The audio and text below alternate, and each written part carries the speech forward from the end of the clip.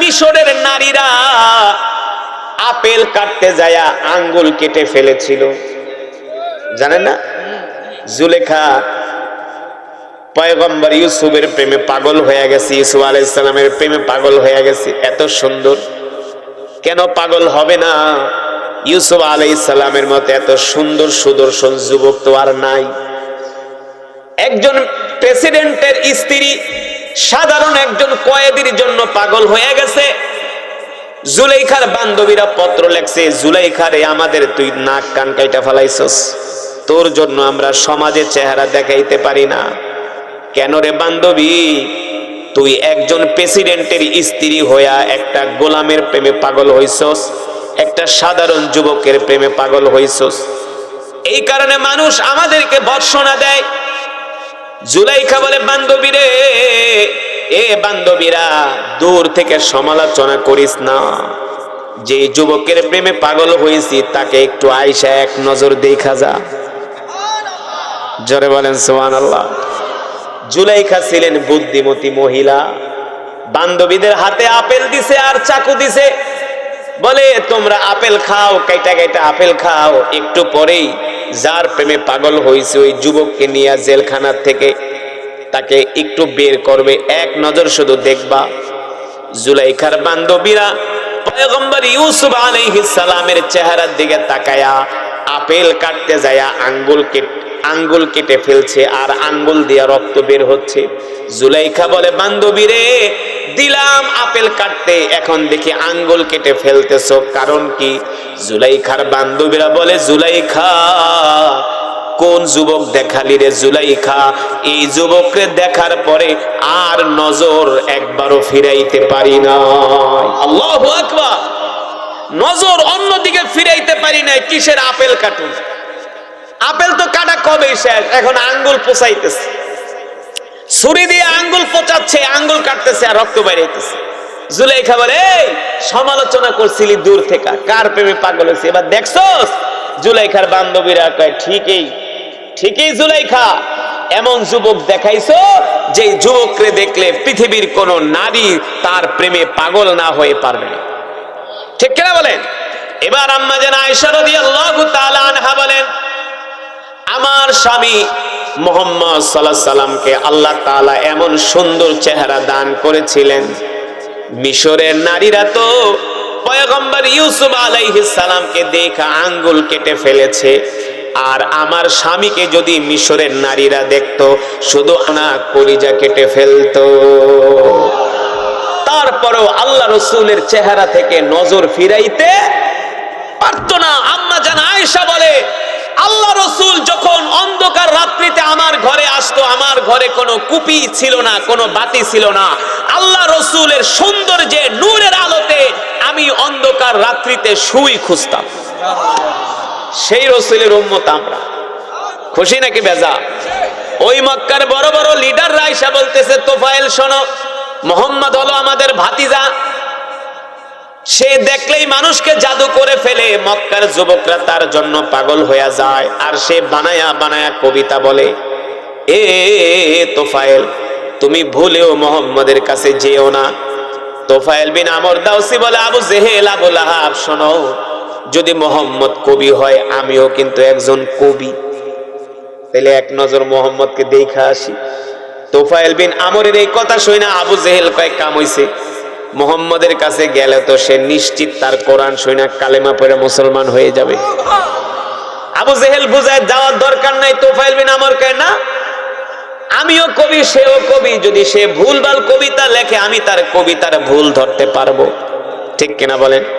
তোফায়েল বিন আমরকে আবু লাহাব বুঝায় বাতিজা যাওয়ার দরকার নাই। তোফায়েল বিন আমর কয়, না, আমি মুহাম্মদের নামও জানতাম না, চিনতাম না, তোমরা যেহেতু তার নাম আমার কাছে বলছো আমি তাকে দেখতে যাবই, আর যদি সে একবার যায় আল্লাহর নবীকে দেখার পরে সে মুসলমান হবেই হবে।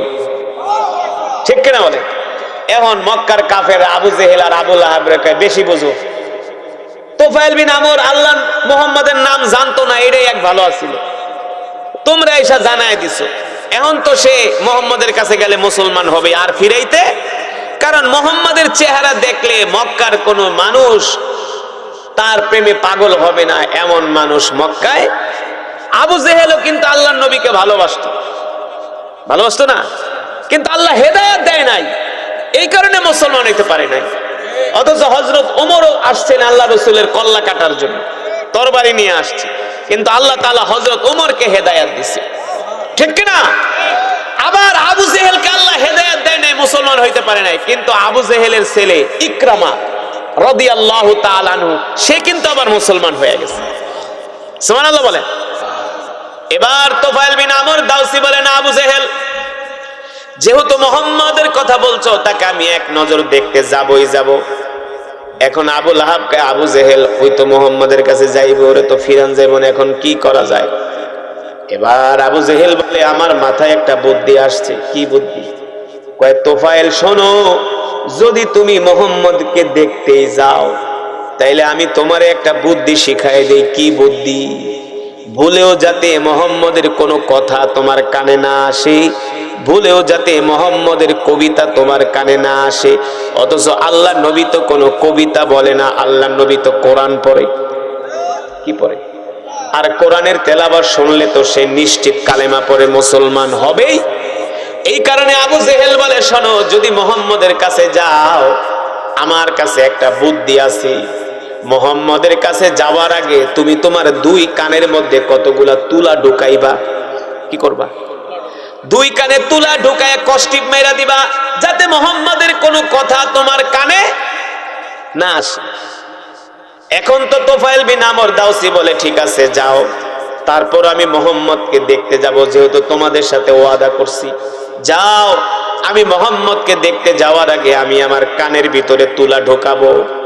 এবার তোফায়েল বিন আমর দাউসি দুই কানের ভিতরে কতগুলো তুলা ঢোকায়া কানের ভিতরে কষ্টিপ মেরা দিছে। এবার কানের ভিতরে তুলা ঢোকায় যদি এলাকা দিয়া হাঁটে মানুষ, কি করে? টিটকারি মারে। টিটকারি মারে না? বেটা, তুই একটা সুস্থ মানুষ, একটা শিক্ষিত মানুষ, তুই কানে তুলা ঢুকাইছিস কেন? এখন মক্কার যুবকরা, শিশুরা তোফায়েল বিন আমরকে জুলকুতনাইন, কি জুলকুতনাইন বলে ডাকে, মানে দুই কানে তুলা ঢুকাই না, বয়রা। এক কথায় কি বয়রা বলে ডাকে, বয়রা। এই বয়রা, কানে তুলা ঢুকাইছো কে? তোফায়েল বিন আমর বলে, কি বিপদে পড়ছি?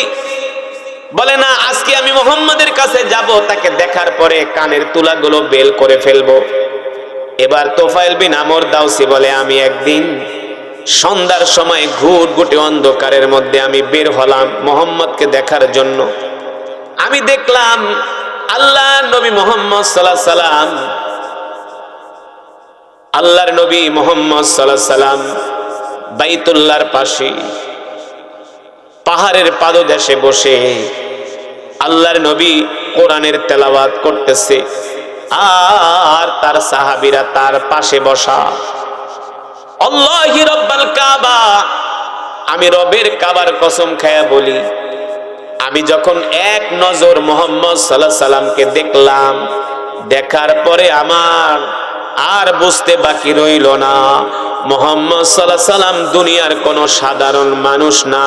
সাধারণ মানুষের এত সুন্দর চেহারা হতে পারে না, নিশ্চয় মুহাম্মদ সাল্লাল্লাহু আলাইহি সাল্লাম হলো আল্লাহর নবী। জোরে বলেন সুবহানাল্লাহ। তিনি হলেন আল্লাহর নবী। এই তোফায়েল বিন আমর দাউসি বলে, আমি দৌড়াই আল্লাহর নবীর কাছে গেলাম। সুবহানাল্লাহ। এবার আল্লাহর নবীর কাছে যাওয়ার পরে আল্লাহর নবী বলে, তোমার কানের ভিতরে তুলা ঢুকাইছো কেন? কেন তুলা ঢুকাইছো? কারণ কি? এবার তোফায়েল বিন আমর দাউসি বলে, শোনেন, আমি আমার দুই কানে তুলা এমনি ঢুকাই নাই।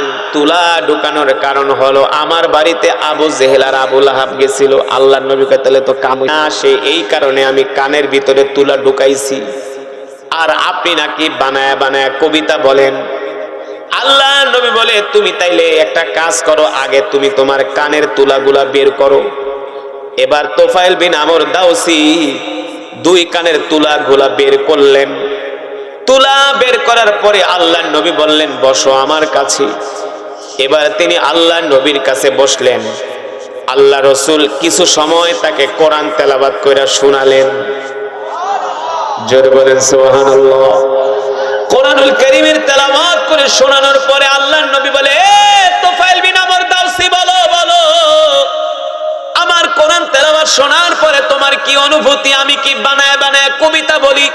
তুফাইল বিন আমর দাউসি বলে, আল্লাহি রব্বাল কাবা, রবের কাবার কসম খায়া বলি, আপনি কবিতা বলেন না, আমিও একজন কবি। আপনি যদি বানায়া বানায়া কবিতা বলতেন, মক্কার কোন মানুষ ভুল না ধরতে পারলো, আমি ভুল ধরতে পারতাম। ওগো আল্লাহর পয়গম্বর মুহাম্মদ সাল্লাল্লাহু আলাইহি সাল্লাম, আপনি বানায়া বানায়া কবিতা বলেন না, আপনি যেটা তেলাওয়াত করেন এটা হলো আল্লাহর জবানের কালাম। জোরে বলেন সুবহানাল্লাহ। এবার তুফাইল বিন আমর দাউসি আল্লাহ তাআলার কোরআন শুনে পাগল হয়ে গেছে। সুবহানাল্লাহ। আল্লাহর নবী বলে, এ যুবক, তোমার কাছে কি কোরআন তেলাওয়াত ভালো লাগছে? বলে, শুধু ভালো লাগে নাই, আমার দিল ছুঁয়ে গিয়েছে। আল্লাহর নবী বলে, যুবক রে, তোমার কাছে যদি কোরআনের তেলাওয়াত ভালো লাগে তাহলে আর দেরি করবা না, আমার কাছে হাত দাও, এই মুহূর্তেই তুমি কালেমা পড়ে মুসলমান হয়ে যাও। জোরে বলেন সুবহানাল্লাহ। এক মুহূর্তে আল্লাহ তাআলা তুফাইল বিন আমর দাউসিকে হেদায়েত দিয়ে দিলেন। এবার তিনি কালেমা পড়ে মুসলমান হয়ে গেলেন। কালেমা পড়ে কি হলেন? কোরআনুল কারীমের মধ্যে আসছে, আমার বানানো কথা নয়, আল্লাহ রাব্বুল আলামিন যখন হাসরের ময়দান কায়েম করবে, একজন ব্যক্তিকে ফেরেশতারা টেনে টেনে জাহান্নামের দিকে নিয়ে যাবে। দুই হাত দুই পা বেঁধে ফেরেশতারা তাকে পিটাতে পিটাতে জাহান্নামের দিকে নিয়ে যাবে। আর হাসরের ময়দানের মানুষগুলো তাকায়া তাকায়া দেখবে। ওই ব্যক্তিকে যখন পিটিয়ে পিটিয়ে জাহান্নামের দিকে নিয়ে যাবে, ওই জাহান্নামী ব্যক্তিটা বারবার পিছনের দিকে ফিরে তাকাবে, বারবার পিছনের দিকে ফিরে তাকাবে, এক কদম দিবে পিছনের দিকে ফিরে তাকাবে, আর চোখের পানি ঝরঝর করে পড়তে থাকবে। তখন আল্লাহ তাআলা ডাক দিয়া বলবে, বান্দারে, এ বান্দা, তুই কেন পিছনের দিকে ফিরা ফিরা তাকাস? কারণটা কি? তখন ওই জাহান্নামী ব্যক্তি বলবে, আল্লাহ, আপনার প্রতি আমার ধারণা ছিল, আপনার প্রতি আমার ধারণা ছিল, আপনি আমাকে জাহান্নামে দিতে পারেন না, আপনি আমাকে ক্ষমা করে দিবেন, এটা ছিল আপনার প্রতি আমার ধারণা। জোরে বলেন সুবহানাল্লাহ। এই কথা শোনার পরে আল্লাহ তাআলার আরশে আজিমের দরিয়ার মধ্যে জোশ উঠে যাবে। আল্লাহু আকবার। আল্লাহ তাআলা ডাক দিয়ে বলবে, ফেরেশতারা, দাঁড়া দাঁড়া দাঁড়া, আমার বান্দারে জাহান্নামের দিকে নিস না। আমার বান্দা ফিরা ফিরা পিছনের দিকে তাকায়, আর আমার বান্দা বলে, আল্লাহ, আপনার প্রতি আমার ধারণা ছিল, হাসরের ময়দানে আপনি আমাকে জাহান্নামে দিবেন না। আপনি রহমান, আপনি রহিম, আপনি আমাকে জাহান্নামে দিতে পারেন না, কারণ আপনি বান্দাকে মায়ের চেয়ে বাবার চেয়েও বেশি ভালোবাসেন। ঠিক কি না? এই কথা শোনার পরে আল্লাহ তাআলা বলবে, এ বান্দা, তুই আমার প্রতি সুধারণা করছস, আমি আল্লাহ তোকে জাহান্নামে দিব, এটা হতেই পারে না। সুবহানাল্লাহ বলেন। এই কারণে বাবা, সব সময় আল্লাহ তাআলার প্রতি সুধারণা রাখতে হবে। ঠিক কিনা বলেন? কুল ইয়া ইবাদিয়াল্লাযীনা আসরাফু আলা আনফুসিহিম লা তাকনাতু মির রাহমাতিল্লাহ। আল্লাহু আকবার। ইন্নাল্লাহা ইয়াগফিরুয যুনুবা জামিআ ইন্নাহু হুয়াল গফুরুর রহিম। আল্লাহু আকবার। আল্লাহ রাব্বুল আলামিন বলে, এ বান্দা, যতই গুনাহ করস না কেন, যতই নাফরমানি করস না কেন রে বান্দা, আমার রহমত থেকে নিরাশ হবি না, আমার রহমত থেকে নিরাশ হবি না। এ বান্দা, তোদের গুনাহ যদি হয় সমুদ্র পরিমাণ। আল্লাহু আকবার। আমি আল্লাহ বান্দারে তোদের গুনার পাহাড়টা আমার রহমতের দরিয়ার মধ্যে ডুবাই দিব। জোরে বলেন সুবহানাল্লাহ। বাবারে, ও যুবক, ও বন্ধুরা, আল্লাহ তাআলা যে আমাদেরকে কত ভালোবাসি আমরা কোনোদিন কল্পনাও করতে পারি না। আল্লাহ তাআলা যদি আমাদেরকে ভালো না বাসতো, আমরা যেই গুনাহ করি, নাফরমানি করি, যেই মিথ্যা কথা বলি, হারাম খাই, আল্লাহ চাইলে এক সেকেন্ডে আমাদেরকে ধ্বংস করে দিত। কথা বলেন। বলেন সমাজের কয় পার্সেন্ট মানুষ নামাজ পড়ে? 100-র ভিতরে 5% মানুষও নামাজ পড়ে না। আপনারাই বলেন আপনাদের এলাকার মসজিদে কয়জন মানুষ ফজরের নামাজ পড়ে? কয়জন? 4 জন 5 জন।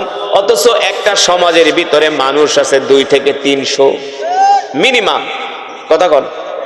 তাহলে 2 থেকে 300 মানুষের ভিতরে 5 জন নামাজ পড়ে। আপনি যেই অফিসে চাকরি করেন, যেই কোম্পানিতে চাকরি করেন, একদিন 2 দিন চাকরিতে না গেলে আপনার চাকরি থাকবে না।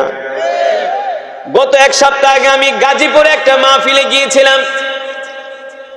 গাজীপুর থেকে একটা লোক ঢাকায় এসে অফিস করে। আমি বলি, মিয়া, ঢাকা থেকে গাজীপুর আইতে লাগে 4 ঘন্টা জ্যামের কারণে, আপনি কিভাবে অফিস করেন? বলে, হুজুর, প্রতিদিন আজানের সময় উঠা যায়, আজানের সময় উঠা যায়, রওনা দেই, যাইতে 4 থেকে 5 ঘন্টা লাগে। আমি বলি, এত কষ্ট করে অফিস করেন? বলে, হ্যাঁ। মাঝে মাঝে যদি অফিস না ধরতে পারেন তাহলে কি হয়? বলে, হুজুর, যেই দিন যাব না ওই দিনের বেতন কাটা, আর যদি মাসে 3 দিনের বেশি যদি অ্যাবসেন্স দেই তাহলে আমার চাকরি শেষ। তাহলে কি? চাকরি শেষ।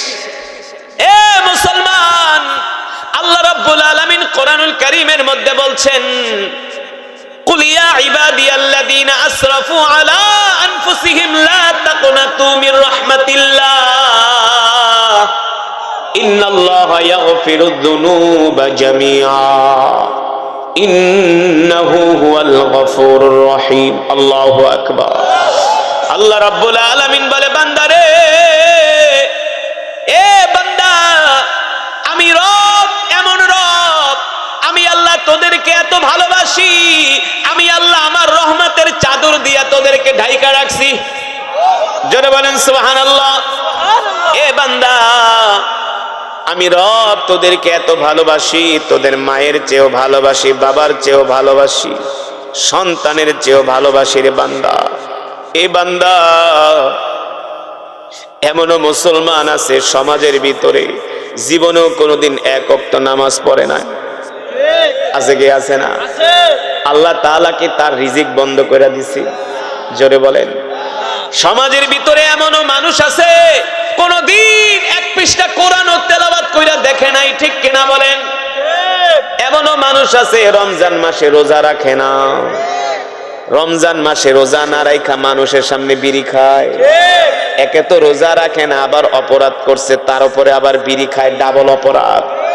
আল্লাহ তাআলা চাইলে জায়গার মধ্যে ওরে শেষ করে দিতে পারতেন।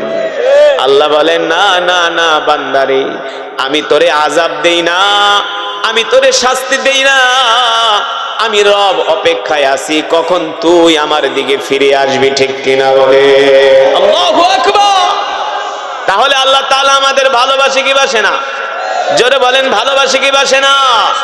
আল্লাহ রাব্বুল আলামিন বলে, বান্দারে, তোদের রহমত যদি আমার উপর, তোদের উপরে যদি আমার রহমত না থাকতো, আমার দয়া না থাকতো, আমার ভালোবাসা না থাকতো রে বান্দা, তাহলে তোরা 1 সেকেন্ডও দুনিয়াতে থাকতে পারতি না। পারতাম? বলেন, 1 সেকেন্ডও থাকতে পারতাম। এই যে দেখেন বাংলাদেশে কত সুন্দর আবহাওয়া, অথচ মানুষ নামাজ পড়ে না। অত শীত নাই, নরমাল। আজকের যে ওয়াজ মাহফিল, কোনো ঠান্ডা নাই, যে শীত সহনীয় শীত। ঠিক কিনা? এমন যদি হইতো অনেক কুয়াশা, অনেক ঠান্ডা, তাহলে মানুষ ঘর থেকে বের হতে পারে না বিষয়টা। কিন্তু আল্লাহ রাসূলের সাহাবী হযরত বেলাল রাদিয়াল্লাহু তাআলা আনহু রাত্রবেলা গোপনে গোপনে অন্ধকার রাত্রিতে আল্লাহর নবীর কাছে আসতেন কোরআন শোনার জন্য। কাফেরদের ভয়ে হযরত বেলাল দিনের আলোতে আল্লাহর নবীর কাছে আসতে পারতেন না। যখন গভীর রজনী হতো, অন্ধকার রাত্রিতে হযরত বেলাল আল্লাহর নবীর জবানে কোরআন শোনার জন্য আসতো। আর কোরআনুল কারীমের তেলাওয়াত শোনার অপরাধে হযরতে বেলালকে মক্কার কাফেররা উত্তপ্ত মরুভূমির মধ্যে চিৎ করে শোয়ায়া হযরতে বেলালের বুকের উপরে 40 কেজি ওজনের পাথর দিয়া চাপা দিয়া রাখতো। 40 কেজি ওজনের পাথর দিয়া হযরত বেলালের বুকের ভিতরে চাপা দিয়া রাখতো।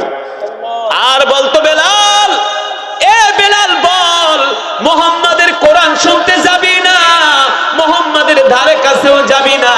হযরত বেলাল রাদিয়াল্লাহু তাআলা আনহু বলতেন, হে মক্কার কাফেররা, তোমরা যদি আমাকে মারতে মারতে শহীদ করে ফেলো, এক মুহূর্তের জন্য আল্লাহর নবীর জবানে কোরআন শোনার জন্য আমাকে বিরত রাখতে পারবে না। এক মুহূর্তের জন্য কোরআন শোনা থেকে আমাকে বিরত রাখতে পারবে না। মক্কার কাফেররা যখন দেখলো হযরত বেলালের উপরে এইভাবে অত্যাচার করা হয়, মক্কার কাফেররা দেখলো হযরত বেলালের উপরে এইভাবে অত্যাচার করা হয়, কোনো লাভ হয় না। একদিন হযরত বেলালকে উত্তপ্ত মরুভূমির মধ্যে পাগলা ঘোড়ার পায়ের সাথে বেঁধে দিল। আর ঘোড়া মরুভূমির মধ্যে দৌড়াচ্ছে। পাথরের আঘাতে হযরত বেলালের গোশতগুলো খসে খসে পড়ছে, হযরত বেলালের রক্তগুলো খসে খসে পড়ছে। হযরত বেলালের রক্তে মরুভূমির উত্তপ্ত বালুগুলো ঠান্ডা হয়ে গেল, কিন্তু হযরত বেলালকে এক মুহূর্তের জন্য আল্লাহর নবীর জবানে কোরআন শোনা থেকে বিরত রাখতে পারল না। আল্লাহু আকবার! একেই বলে ঈমান, একেই বলে ঈমান। এই কোরআনের জন্য, যে কোরআন আমি আপনাদের সামনে তেলাওয়াত করলাম, ও মুসলমান, এই কোরআন অনেক দামি কিতাব। বাবারে, এই কোরআন আল্লাহ তাআলা রমজান মাসে নাজিল করছে, ঠিক কিনা বলেন? শাহরু রমাদান আল্লাযী উনজিলা ফীহিল কুরআন কুরআনু হুদাল লিন-নাসি ওয়া বায়িনাতিন মিনাল হুদা ওয়াল ফুরকান। আল্লাহ তাআলা রমজান মাসে কোরআন নাজিল করছে। কোরআনের মাস সামনে আসতেছে না? কত মজার মাস, কোরআনের মাস, কত মজার মাস। এখন যদি কোরআন তেলাওয়াত করি এক এক হরফে 10 নেকি, আর রমজান মাসে কোরআন তেলাওয়াত করলে এক এক হরফে 70 থেকে 700 নেকি। সুবহানাল্লাহ বলে। দুঃখের বিষয় হলো এখনো আমরা মুসলমান কোরআন পড়তে জানি না, আছে না? এখনো আমরা মুসলমান কোরআন পড়তে পারি না। অথচ আল্লাহর নবী যখন কোরআন পড়তেন, আল্লাহর নবীর জবানে কোরআন শোনার জন্য মক্কার কাফেররা পর্যন্ত খানায়ে কাবার পাশে ভিড় জমাতো, বাইতুল্লাহর পাশে ভিড় জমাতো মক্কার কাফেররা। আল্লাহর নবী যখন কোরআন পড়ে, মক্কার যুবকরা এসে আল্লাহর নবীর জবানে কোরআন শোনে, অথচ তারা ছিল কাফের, মুসলমান না। কাফের হইয়া কোরআন শুনতে আসে, বর্তমানে মুসলমান হইয়াও কোরআন শুনতে আসে না। নাই? কাফের হইয়া কোরআন শুনতে আসে, মুসলমান হইয়া কোরআন শুনতে আসে না। আজকে মুসলমান নামাজ পড়ে না, মুসলমান দিন মানে না। আল্লাহর নবীর জবানে আল্লাহর নবী তাহাজ্জুদে কোরআন পড়তেন। সেই কোরআন তেলাওয়াত শোনার জন্য মক্কার কাফেররা রাত 3টা বাজে চলে আসতো। এইভাবে করে মক্কার যুবকরা আল্লাহর নবীর কোরআন শুনতে চলে আসে। আবু জেহেল, আবু লাহাব, উতবা, সাইবারা কোনোভাবেই আল্লাহর নবীর কোরআন শোনা থেকে মক্কার কাফেরদেরকে বিরত রাখতে পারে না। আবু জেহেলরা একদিন চিন্তা করলো, যেইভাবে মুহাম্মাদের কোরআন শুনে মক্কার কাফেররা কালেমা পড়ে মুসলমান হয়ে যাচ্ছে, এইভাবে যদি মক্কার যুবকরা মুহাম্মাদের কোরআন শুনতে থাকে, তাহলে আর কিছুদিন পরে মক্কার জমিনে আর একজন কাফেরও খুঁজে পাওয়া যাবে না। আল্লাহু আকবার! মক্কার কাফেরদের চিন্তা ধরে গেল, টেনশনে পড়ে গেল। যেইভাবে করে মক্কার যুবকরা মুহাম্মাদের কোরআন শোনে, এইভাবে যদি মুহাম্মাদের কোরআন শুনতে থাকে, আর কিছুদিন পরে মক্কার জমিনে একজন কাফেরও খুঁজে পাওয়া যাবে না। কি করা যায়, কি করা যায়? দায়ুস গোত্রের একজন যুবক, তার নাম হলো তোফাইল বিন আমর আদ-দাউসি। দাউস গোত্রের একজন যুবক তোফাইল বিন আমর দাউসি, তিনি ছিলেন মক্কার যুবকদের মধ্যে একজন সুশিক্ষিত যুবক। তিনি ছিলেন মক্কার যুবকদের মধ্যে একজন নেতা টাইপের যুবক। আবু জেহেল, আবু লাহাবরা চিন্তা করলো, এই তোফাইল বিন আমর যদি মুহাম্মাদের কোরআন শুনা কালেমা পড়া মুসলমান হয়ে যায়, তিনি মুসলমান হওয়ার পরে মুসলমান হওয়ার যেই জোয়ার শুরু হবে, এই জোয়ার মক্কার কাফেররা থামাতে পারবে না। আল্লাহু আকবার। বুঝতে পারছেন? মক্কার কাফের আবু জেহেলরা চিন্তা করলো, যেইভাবে মক্কার যুবকরা, এই বক্সটা বন্ধ করে শুধু মাইক দাও তো, ক্যাস ক্যাস করতেছে, কিচ্ছু বুঝি না। বক্স বন্ধ করে শুধু মাইক দাও, মনিটর না, টোটাল বক্স অফ, শুধু মাইকের লাইন দাও, শুধু mic, only mic, only mic. এটি তুমি বোঝো না? না পারলে যে লোক আছে ডাকো, শুধু মাইকের লাইন দাও, শুধু মাইক। এটি বন্ধ করো। ক্যাস ক্যাস করে, ক্যাস ক্যাস করে না, খালি বাড়ি লাগে। আমি কথা বললাম মজা পাই না, শুধু মাইক দাও, মাইক, অনলি মাইক, ব্যাস। এই সাউন্ডটা কমাও, এই বক্সটা এটা বন্ধ করো, এই মাইক বন্ধ করো, এই যে এটা কানে লাগে রিপিট করে, এই যে এটা কানে লাগে, কানে, এটা বন্ধ করো। আবু জেহেল, আবু লাহাবরা চিন্তা করলো, এইভাবে যদি মক্কার যুবকরা কালেমা পড়ে মুসলমান হয়ে যায়, এর মধ্যে যদি তোফাইল বিন আমরও কালেমা পড়ে মুসলমান হয়ে যায়, মুসলমান হওয়ার যে একটা জোয়ার শুরু হবে, স্রোত শুরু হবে, এই জোয়ার, এই স্রোত আমরা থামায় রাখতে পারবো না। আবু লাহাব চিন্তা করলো, চলো আবু জেহেল, আমরা তোফাইল বিন আমর দাউসির বাড়িতে যাই। আমরা তোফাইল বিন আমর দাউসির বাড়িতে যায় তাকে মুহাম্মাদের সম্বন্ধে কতগুলো মিথ্যা কথা বইলে আসি, নাউজুবিল্লাহ। আর আমরা কোরআনের বিরুদ্ধে মিথ্যা কথা বইলে আসি। এবার মক্কার আবু জেহেল, আবু লাহাবরা আল্লাহর নবীর কোরআনের তেলাওয়াত বন্ধ করার জন্য তোফাইল বিন আমর দাউসির বাড়িতে গেলেন। মক্কার বড় বড় লিডারেরা যখন সকাল বেলা হলো, মক্কার বড় বড় লিডারেরা তোফাইল বিন আমর দাউসির বাড়িতে গেলেন। তোফাইল বিন আমর দাউসি বলে, ও মক্কার বড় বড় লিডার আবু জেহেল, আবু লাহাবরা, তোমরা আমার বাড়িতে কেন আসছো? আবু জেহেল, আবু লাহাবরা বলে, তোফাইল শোনো, আমরা তোমাকে ভালোবাসি, তোমাকে আমরা মহব্বত করি। তুমি হলে আগামী দিনের মক্কার যুবকদের সরদার, তুমি হবে আগামী দিনের মক্কার যুবকদের নেতা।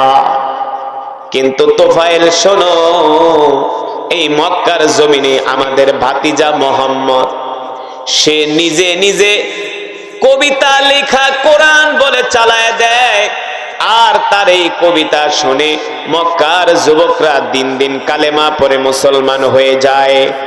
কিন্তু আমরা তোমার বাড়িতে আসছি, তুমি ভুলেও কোনোদিন মুহাম্মদের ধারে কাছেও যাবা না। নাউজুবিল্লাহ। ভুলেও কোনোদিন মুহাম্মদের ধারে কাছে যাবা না। বলে কেন? সাল্লাল্লাহু আলাইহি সাল্লাম বলে কেন? বলে তুমি যদি মুহাম্মদের ধারে কাছে যাও, তাহলে মুহাম্মদ তোমাকে জাদু করে ফেলবে। নাউজুবিল্লাহ। বলে মক্কার কাফেররা মনে করতো আল্লাহ রসুল জাদু জানে। আসলে আল্লাহ রসুল তো কোনো জাদু জানে না। আল্লাহ তাআলা আল্লাহ রসুলকে এমন একটা সুন্দর চেহারা দিয়েছিলেন, যে চেহারা দেখা মক্কার মানুষ আল্লাহ রসুলের জন্য পাগল হয়ে যেত। আমার নবীর মতো এত সুন্দর করে আল্লাহ পৃথিবীতে কোন মানুষকে আল্লাহ সৃষ্টি করে না। কোন নবীকেও আমার নবীর মতো এত সৌন্দর্য আল্লাহ দান করে নাই। করছে? আমার রসুলের চেহারা দেখলেই মক্কার কাফেররা আল্লাহ রসুলের প্রেমে পাগল হয়ে যেত। এত সুন্দর ছিলেন আমার নবী। সুবহানাল্লাহ বলেন। পৃথিবীর যত সৌন্দর্য সব আল্লাহ তাআলা আমার নবীকে দান করছে। সুবহানাল্লাহ বলবেন না? এই মিয়া, যখন আমরা মিশরে পড়তাম, মিশরে বাংলাদেশ থেকে যখন এয়ারপোর্ট থেকে বিমানে উঠতাম, বাঙালিদের চেহারা মিক্স, একজন কালো, একজন সাদা, একজন খাটো, একজন লম্বা। হ্যাঁ, বাংলাদেশ বিমানে উঠলে এক একজনের চেহারা এক এক রকম। কিন্তু দুবাই থেকে যখন মিশরের বিমানে উঠতাম, কায়রোর বিমানে, মিশরি একসাথে যদি 1000 থাকে, 1000-এর চেহারা একরকম, সবগুলো একরকম, ফর্সা, লম্বা, হ্যান্ডসাম, সবগুলো একরকম। তো জীবনের প্রথম যখন মিশরে গেলাম, মাঝে মাঝে মিশরের এক এক জায়গায় ঘুরতে যেতাম, নীল নদে যেতাম, পিরামিডে যেতাম, ফেরাউনের বাড়ি দেখতে যেতাম, কারুনে যেখানে মাটির ভিতরে আল্লাহ ধসায় দিচ্ছে সেই কারুনের বাড়িতে দেখতে যেতাম। তো মিশরীরা এত সুন্দর, এত সুন্দর। তো মিশরীদের চেহারা দেখলে বোঝা যায় যে মিশরীরা যে কত সুন্দর, তাইলে পয়গম্বর ইউসুফ আলাইহিস সালাম কেমন সুন্দর ছিলেন। মিশরের মানুষ যে এত সুন্দর, এর কারণ আছে। এর কারণ হলো মিশরের জন্ম হয়েছে পয়গম্বর ইউসুফ আলাইহিস সালাম। তিনি ছিলেন সুদর্শন একজন নবী। সুবহানাল্লাহ। তিনি ছিলেন অসম্ভব সুন্দর, তিনি ছিলেন অসম্ভব সুন্দর। যে ইউসুফ আলাইহিস সালাম হারায়া যাওয়ার পরে তার ভাইরা তাকে নিয়ে কুয়ার ভিতরে ফেলে দিচ্ছে, এই ঘটনা তো আপনারা জানেন, জানেন না? এই ওয়াজ তো ছোটবেলায় বহু শুনছেন। পয়গম্বর ইউসুফ আলাইহিস সালাম এত সুন্দর ছিলেন, ইয়াকুব আলাইহিস সালাম সন্তানের চেহারা বলতে পারেন, এত সুন্দর চেহারা ইউসুফ আলাইহিস সালামের। পয়গম্বর ইউসুফ আলাইহিস সালামের জন্য কান্না করতে করতে ইয়াকুব আলাইহিস সালাম শেষ পর্যন্ত অন্ধ হয়ে গেছে। কি হয়ে গেছে? অন্ধ হয়ে গেছে। কান্না করতো, চোখে পানি নাই, রক্ত বের হতো। এই এটা দিয়েন না, বক্স দিয়েন না ভাই, আল্লাহর রাস্তায়। এইখানে বিল্ডিং, তো বিল্ডিং এ আওয়াজটা শুধু বাড়ি খাইয়ে দিকে চলে আসে, দরকার নেই। সাউন্ড আপনি আরো কমান, আমার কষ্ট হোক, আল্লাহর বান্দাদের যাতে কষ্ট না হয়। তো যেটা বলছিলাম, আল্লাহর নবী, বিশ্ব নবী রহমাতুল লিল আলামিন বলেন, আমার ভাই পয়গম্বর ইউসুফ আলাইহিস সালামকে আল্লাহ সাদা সুন্দর বানাইছে, আর আল্লাহ তাআলা আমাকে লাল সুন্দর বানাইছে। আপনারা বলেন, সাদা সুন্দর বেশি সুন্দর নাকি লাল সুন্দর? কথা কেন?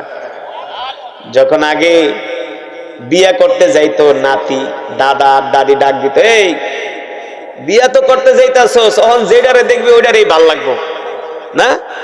যৌবন বসে যেটারে দেখে ওইটারে কি লাগে? ভাল লাগে না? বিয়া যে করবি বুঝা শুই না, আগে চেহারা দেখবি লাল কিনা। লাল চেহারা, লাল সুন্দর মানুষ রোদ্রে গেলে তাদের চেহারা আরো লাল হয়ে যায়। কথা কেনা? কি হয়ে যায়? নাতিরে দাদা দাদি শিখাই দিত, আগে দেখবি চেহারা লাল কিনা, যদি লাল হয় গাল, তাইলে মনে করবি হয়ে গেছে কাম। লাল সুন্দর বিয়ে করবি। লাল সুন্দর হলো সবচেয়ে আকর্ষণীয়।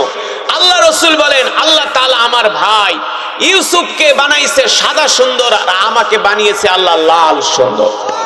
আল্লাহ রাসূল যখন হাসি দিতেন, আল্লাহ রাসূলের গাল মোবারক বেদেনার মতো লাল হয়ে যেত। সেই নবীর উম্মত আমরা। সুবহানাল্লাহ বলেন।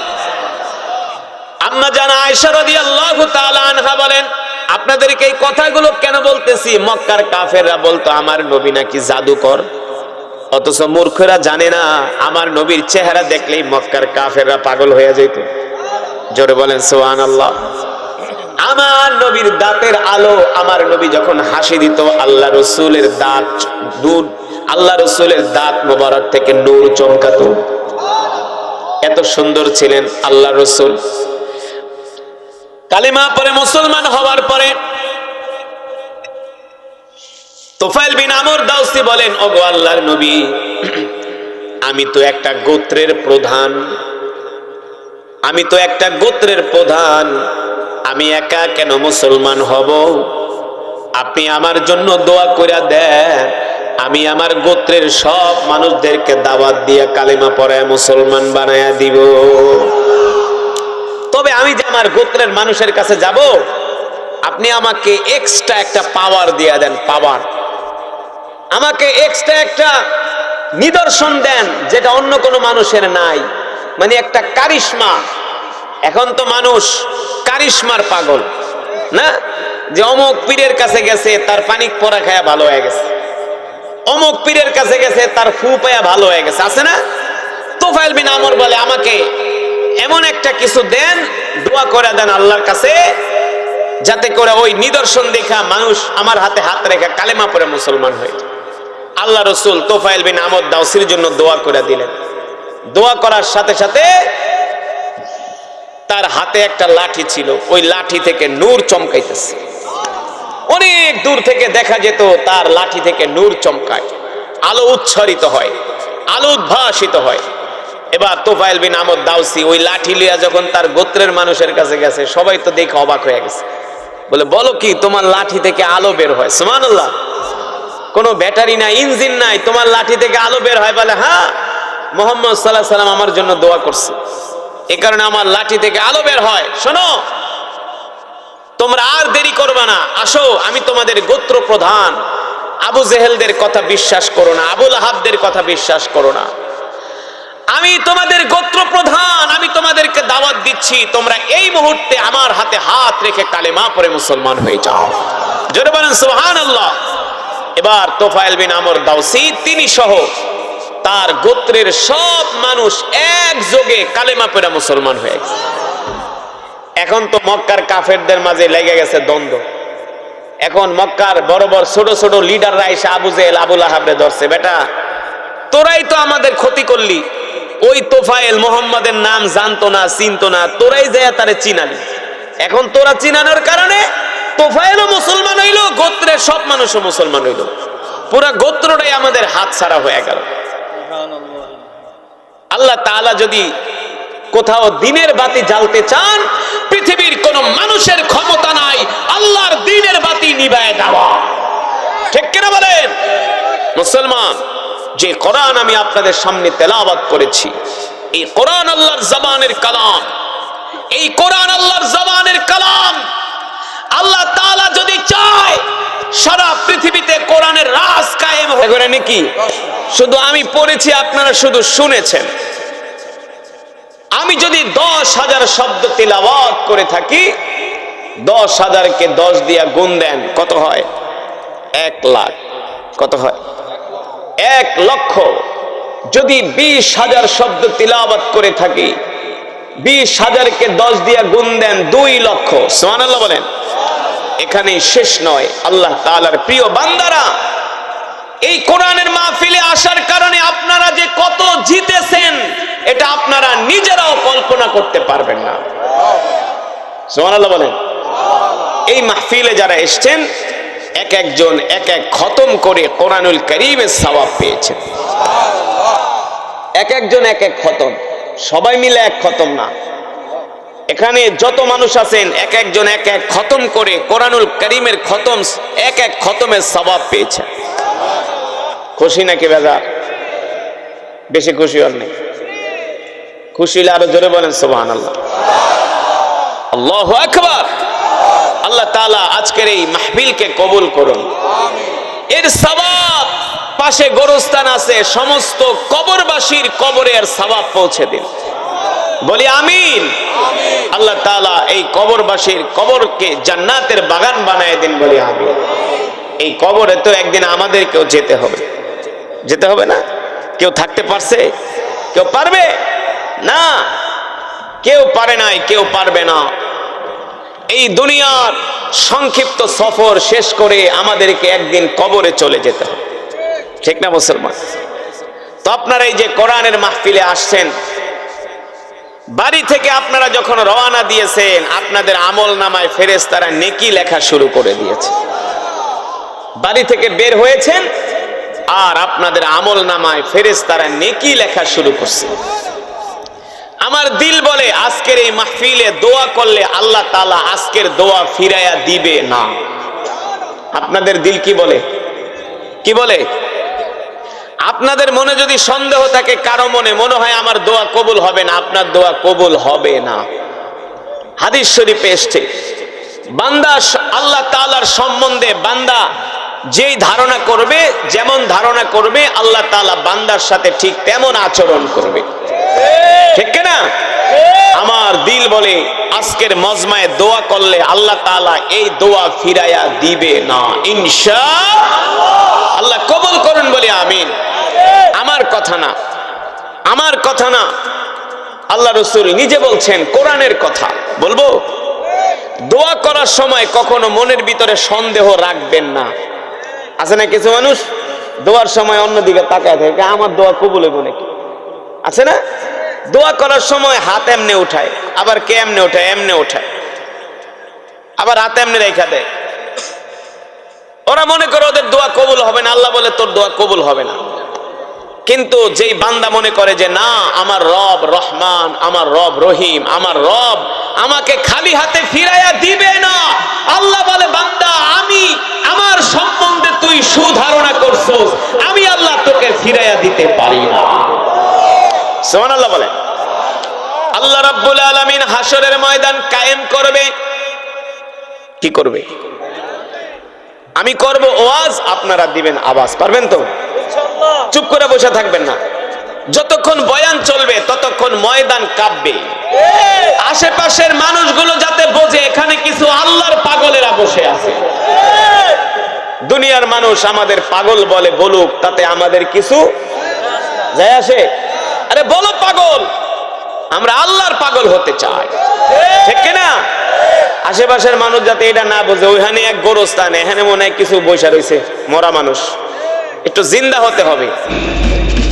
প্যারা নবীজির পরিবার জান্নাতুল মুআল্লা, জান্নাতুল বাকি।